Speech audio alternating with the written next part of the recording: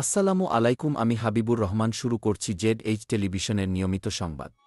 ত্রয়োদশ জাতীয় সংসদ নির্বাচনকে সামনে রেখে রংপুর-২ বদরগঞ্জ তারাগঞ্জ আসনের বাংলাদেশ জাতীয়তাবাদী দলের ধানের শীষ প্রতীকের প্রার্থী আলহাজ মোহাম্মদ আলী সরকারের নির্বাচনী প্রচারণায় নির্বাচনী আমেজ ফুটে উঠেছে।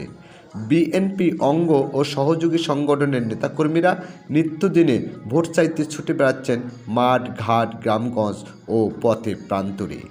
৭ নং ওয়ার্ডে বৃহস্পতিবার গণসংযোগ করেন বাংলাদেশ জাতীয়তাবাদী কৃষক দল বদরগঞ্জ উপজেলা শাখার সাবেক আহ্বায়ক ও গোপালপুর ইউনিয়ন বিএনপির সাবেক সিনিয়র সহসভাপতি জাহাঙ্গীর হোসেন, ওয়ার্ডের সাধারণ সম্পাদক মাসুদ, ইউনিয়ন বিএনপির স্বেচ্ছাসেবক বিষয়ক সম্পাদক আব্দুর রহমান, জেলা কৃষক দলের সদস্য সাজিদুল ইসলাম, বিএনপি নেতা আব্দুল মোন্নাফ আজাদ সহ অন্যান্য নেতাকর্মীবৃন্দ।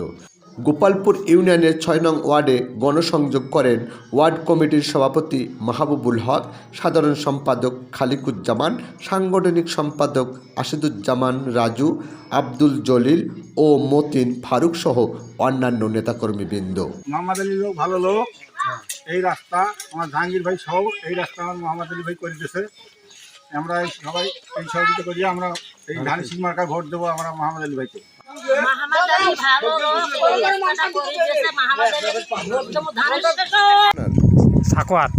আপনার ভোট এবার কাছে দিচ্ছেন? ধানের শীষে। কেন ধানের শীষে ভোট দেবেন আপনি? এবার এই যে তারিখ দিয়ে উন্নয়ন করবে দেশের, সেই জন্য ভোট দেবো। তো দাঁড়িপাল্লা তো উন্নয়ন করতে চাচ্ছে। দাঁড়িপাল্লার হিসেব আছে। দীর্ঘ 17 বছর পর ভোটের অধিকার ফেরত পেয়ে সাধারণ ভোটারেরা উৎফুল্ল। News desk, Z television.